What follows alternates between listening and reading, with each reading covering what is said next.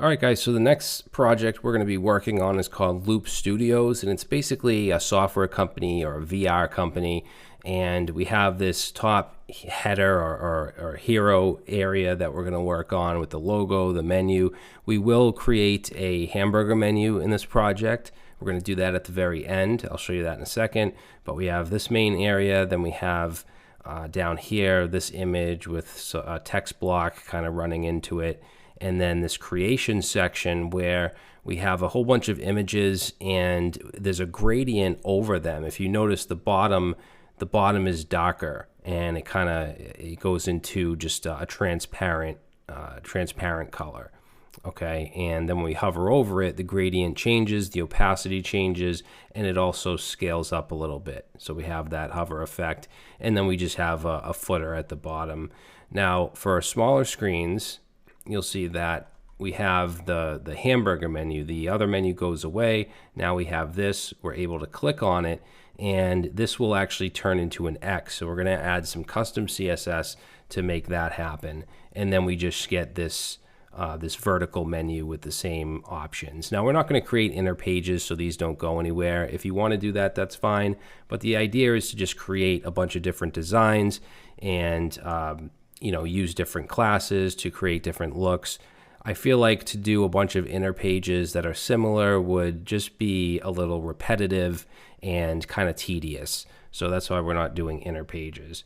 And if we scroll down here, you'll see that now everything is stacked. These images are now in a different orientation. In fact, they're different images altogether, but we still have the hover effect.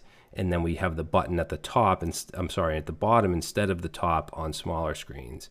And everything in the footer then stacks on top of each other. All right, so that's what we're building. Hopefully you guys enjoy it. Now let's get into it.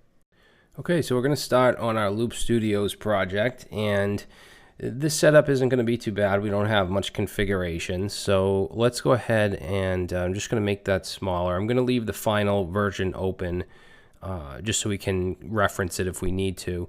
And then in website projects, I'm going to just copy the simple Tailwind starter, just like we did with the clipboard project, and we'll paste that in, and then we're going to just rename that. I'm going to call it Loop Studios. And then we're going to open that with VS Code or whatever text editor you're using. Okay, and we do need some assets. So let's grab the images, which are going to be in the Tailwind course projects, all project assets, and then we have Loop Studios. And in the images folder, there's actually a mobile and a desktop folder because there's some images that are going to be different depending on screen size. But we just want to bring this images folder into our directory. So let's do that. Close that up, and I'm just going to bring images over into the root. Copy that. Okay, and then our index.html, we can go ahead and run this. Let's open up a terminal. And remember, if you just cloned or downloaded the starter pack, make sure you run npm install so that you get your node modules, your dependencies. And then you can just run npm run watch. And then we can just open our index.html, and I'm going to do that with live server. All right, so we have our Tailwind starter running. Now, as far as the config file goes, we're going to use the same screen sizes that we used in the clipboard project. So let's do that. We're going to add screens.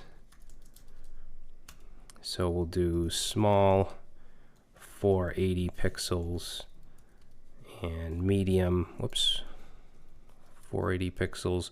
Medium is going to be 768. And then let's do for large, we're going to do 976. And for extra large, we're going to do 1440 pixels. All right, and then the only other thing we need for now is going to be a font. So let's go into extend, and we'll say font family. And for the sans stack, we're going to use a font called Josephin. I'm not sure, but it's spelled Josephin. Fin, and then sans. Okay, and then we'll just do sans serif. And then we're going to have another stack called Alada. So it's going to be a font called Alada. So we're going to do that, and the name of the font is Alada. So now we need to get these from Google Fonts, so let's do that. I'm going to go ahead and go to Google Fonts, and let's search for, let's say, Josie Finn, or Jose Finn. I don't know how it's pronounced, this right here. And then we want the 300. So we're going to grab that. And then we also want the Alada font. So let's search for that as well. This right here. And looks like they only have 400. So we're going to select this style. And then we should be able to just grab this link, copy that, and then put that in our index.html.